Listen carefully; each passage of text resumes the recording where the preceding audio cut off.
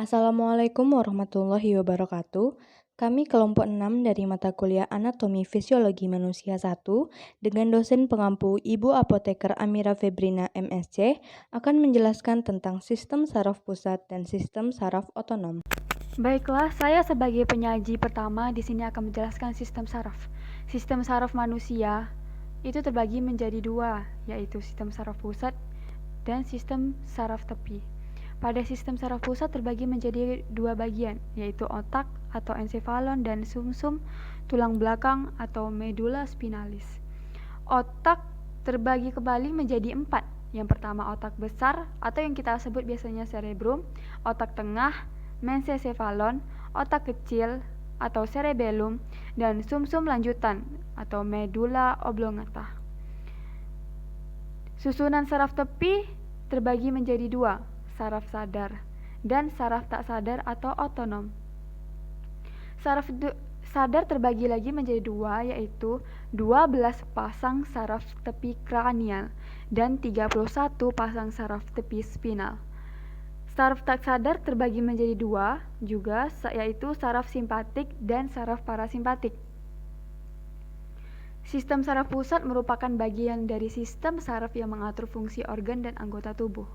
Sistem saraf pusat menerima informasi dari sistem saraf perifer, kemudian sistem saraf pusat mengirimkan sinyal ke sistem saraf perifer untuk merangsang aktivitas seluler. Ada 3 lapisan membran meninges atau pelindung dari luar ke dalam. Yang pertama yaitu durameter, merupakan selaput yang kuat dan bersatu dengan tengkorak. Yang kedua ada arachnoid, yaitu di dalamnya terdapat cairan cerebrospinalis, semacam cairan limfa yang mengisi sela-sela membran arachnoid. Fungsi selaput arachnoid adalah sebagai bantalan untuk melindungi otak dari bahaya kerusakan mekanik. Yang ketiga ada piameter. Lapisan ini penuh dengan pembuluh darah dan sangat dekat dengan permukaan otak. Lapisan ini berfungsi untuk memberi oksigen dan nutrisi serta mengangkut bahan sisa metabolisme. Otak dan sumsum tulang belakang mempunyai 3 materi esensial, yaitu badan sel yang membentuk bagian materi kelabu atau substansi grisea. Yang kedua, serahu satu sara yaitu membentuk bagian materi putih atau substansi alba. Yang ketiga, set sel neuglolia yaitu jaringan ikat yang terletak di antara sel-sel saraf di dalam sistem saraf pusat. Sistem saraf pusat yang pertama yaitu otak. Otak memiliki berat untuk neonatus seberat 400 gram, untuk bayi 9 bulan seberat 800 gram, sedangkan untuk anak 3-4 tahun otak memiliki berat 1200 sampai 1300 gram. Sedangkan untuk manusia dewasa, otak memiliki berat untuk pria 1379 sampai 1434 gram, lalu untuk berat otak wanita seberat 1230 sampai 1306 gram. Otak memiliki 5 bagian utama. Bagian yang pertama adalah otak besar atau cerebrum, yang kedua otak tengah, yang ketiga otak kecil atau cerebellum, yang keempat sumsum lanjutan atau batang otak atau medula oblongata, dan yang terakhir jembatan Farol. Yang pertama, otak besar atau cerebrum. Fungsi dari otak besar ini adalah mengatur semua aktivitas mental yang berkaitan dengan kepandaian atau inteligensia, ingatan atau memori, dan kesadaran. Otak besar merupakan sumber dari semua kegiatan atau gerakan sadar atau sesuai dengan kehendak, walaupun ada juga berupa gerakan refleks otak. Pada bagian korteks cerebrum yang berwarna kelabu, terdapat bagian penerima rangsang atau area sensor yang terletak di sebelah belakang area motorik yang berfungsi mengatur gerakan sadar atau merespon rangsangan. Selain itu, terdapat area asosiasi yang menghubungkan area motorik dan sensorik. Area ini berperan dalam proses belajar, menyimpan ingatan, membuat kesimpulan, dan belajar berbagai bahasa. Di sekitar kedua area tersebut, ada bagian yang mengatur kegiatan psikologi yang lebih tinggi. Misalnya, bagian depan merupakan pusat proses berpikir, yaitu dengan cara mengingat, menganalisis, berbicara, kreativitas, dan juga emosi. Pusat penglihatan terdapat di bagian belakang. Bagian utama otak yang kedua adalah otak tengah. Otak tengah ini terletak di depan otak kecil dan jembatan farol. Di depan otak tengah terdapat talamus dan kelenjar hipofisis yang mengatur kerja kelenjar-kelenjar endokrin. Bagian atasnya atau dorsal dari otak tengah merupakan lobus opticus yang mengatur refleks mata seperti penyempitan pupil mata dan juga merupakan pusat pendengaran. Bagian utama otak yang ketiga adalah otak kecil atau cerebellum. Cerebellum mempunyai fungsi utama dalam koordinasi gerakan otot yang terjadi secara sadar, keseimbangan, dan posisi tubuh.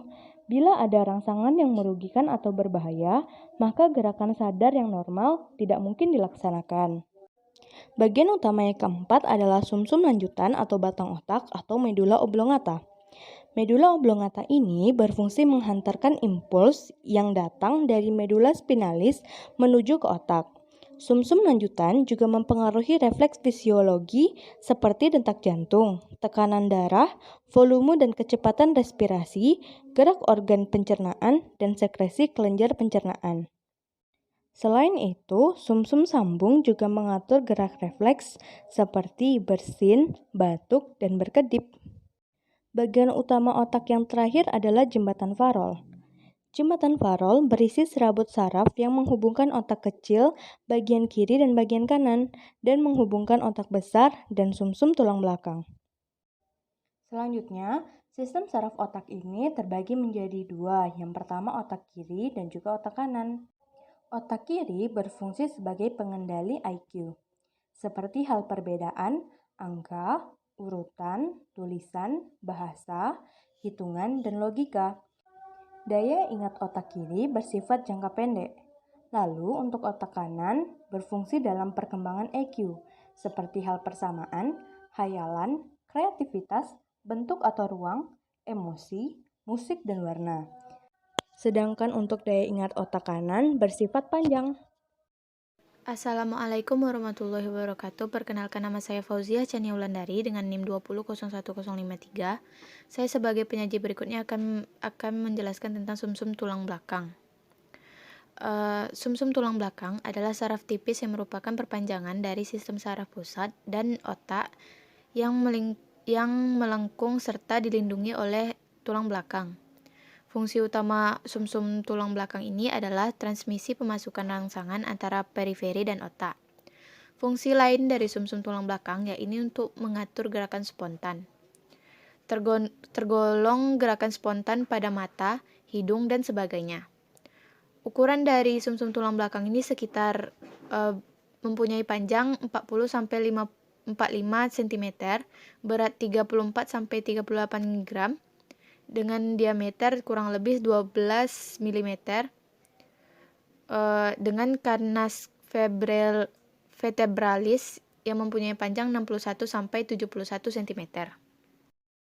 Struktur tulang belakang ini dibagi menjadi dua, yaitu substansia glyceria dan substansia alba. Pada substansia glyceria ini terdapat di dalam grey-matternya itu terdapat bentuk huruf H yang berada di lapisan dalam.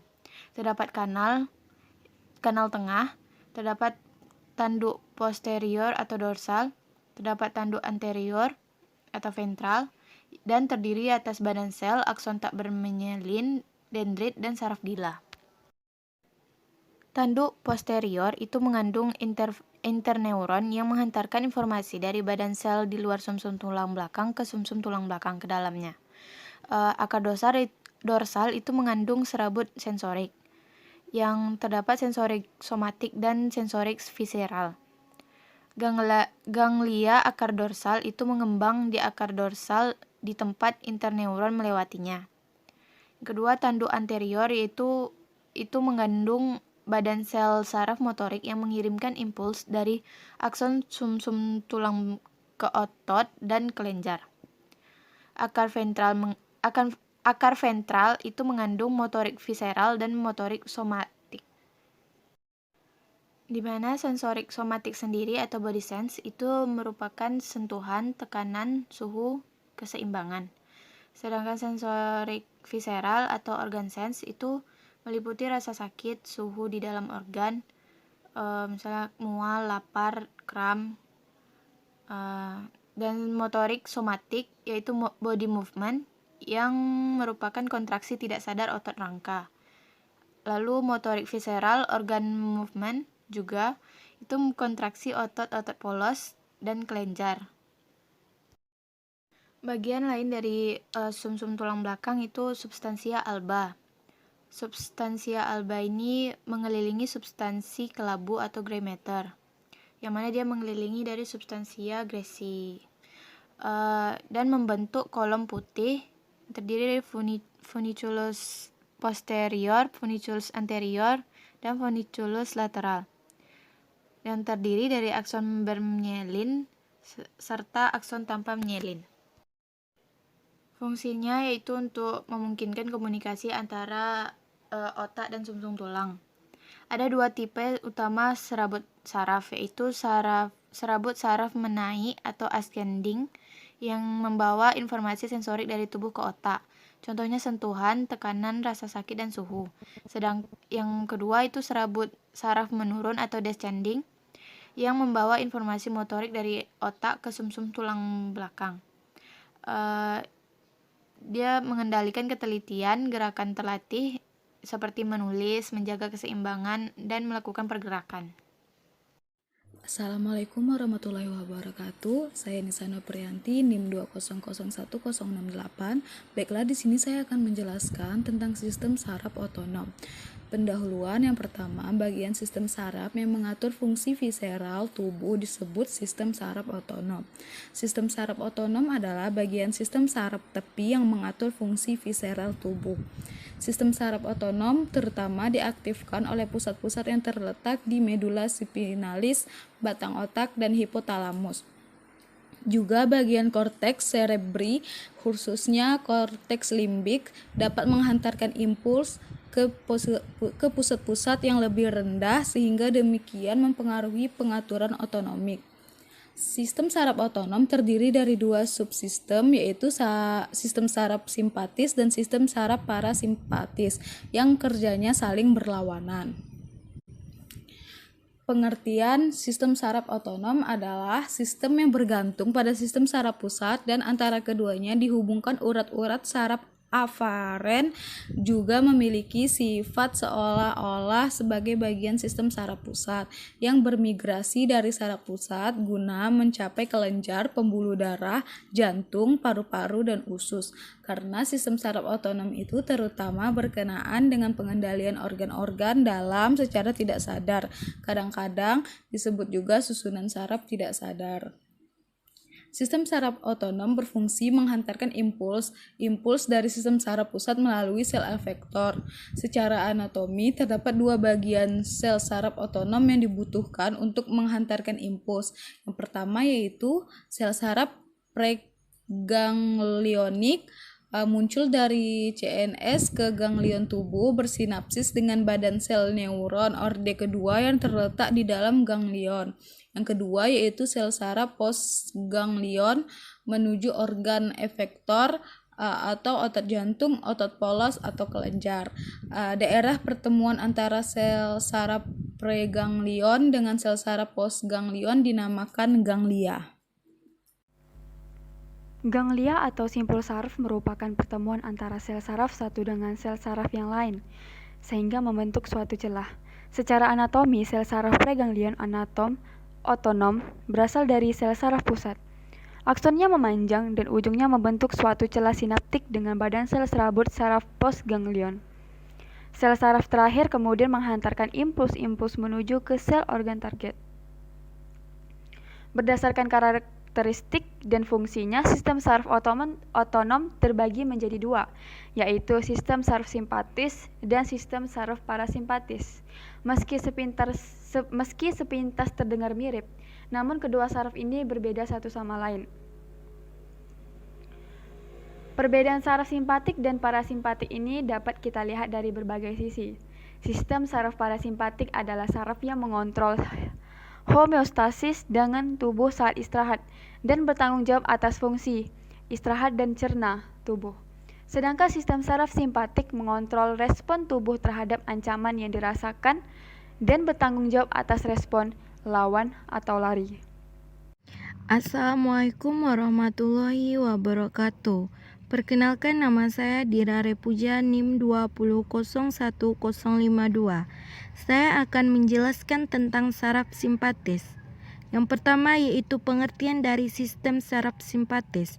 Sistem saraf simpatis adalah bagian dari sistem saraf otonom yang cenderung bertindak berlawanan terhadap sistem saraf parasimpatik, seperti mempercepat detak jantung dan menyebabkan kontraksi pembuluh darah. Sistem ini mengatur fungsi kelenjar keringat dan merangsang sekresi glukosa dalam hati. Sistem saraf simpatik diaktifkan terutama dalam kondisi stres, bandingkan sistem saraf parasimpatik. Yang kedua yaitu anatomi saraf simpatis. Saraf simpatis merupakan rangkaian dua buah neuron. Neuron yang meninggalkan sumsum tulang belakang tidak langsung menuju ke suatu organ tubuh, tetapi berakhir dulu pada suatu sinapsis yang ada di dalam ganglion. Dari ganglion baru kemudian dengan perantara neuron yang lain menuju ke organ tubuh.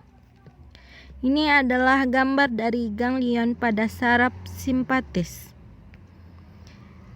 Yang ketiga, fungsi dari saraf simpatis yaitu berfungsi sebagai mempercepat denyut jantung, mempersempit diameter pembuluh darah, memperlambat proses pencernaan, memperkecil bronkus, menurunkan tekanan darah, memperlambat gerak peristaltis, memperlebar pupil, menghambat sekresi empedu, menurunkan sekresi ludah, meningkatkan sekresi adrenalin.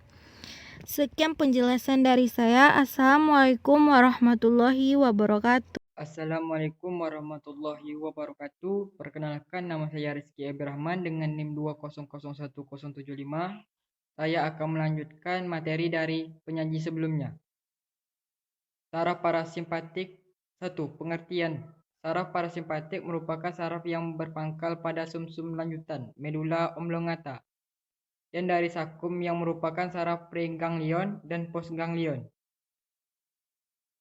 Sistem saraf ini disebut juga dengan sistem saraf kraniosakral karena saraf praganglion keluar dari daerah otak dan daerah sakral. Fungsi dari saraf parasimpatik umumnya memperlambat kerja organ-organ tubuh.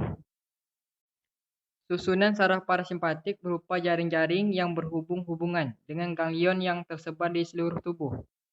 Urat sarafnya menuju ke organ tubuh yang dikuasai oleh susunan saraf simpatik. 2. Anatomi dan susunan saraf parasimpatik.